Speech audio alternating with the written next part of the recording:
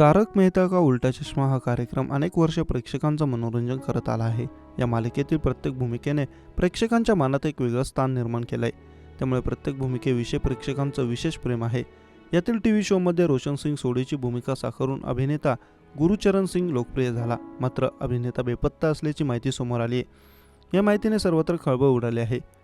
अभिनेता गुरुचरण सिंग गेल्या काही दिवसांपासून बेपत्ता असल्याची माहिती त्याच्या वडिलांनी दिली असून त्यांनी त्याचे बेपत्ता झाल्याची तक्रार पोलीस स्टेशनमध्ये दाखल केली.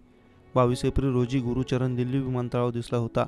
तेथून त्याला मुंबईसाठी फ्लाईट पकडायची होती. मात्र तो मुंबईला पोहोचलाच नाही आणि तेव्हापासून तो घरी परतलाही नाही.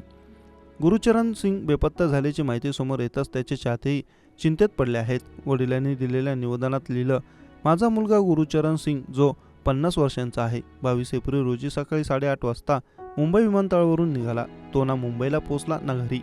फोन करूनही संपर्क होऊ शकला नाही. ते मानसिकदृष्ट्या निरोगी आहेत. आम्ही त्यांचा शोध घेत आहोत, मात्र तो बेपत्ता आहे. दरम्यान तारक मेहता का उल्टा चष्मा हा शो त्याने 2013 मध्ये सोडला. मात्र प्रेक्षकांच्या मागणीनुसार तो परत आला.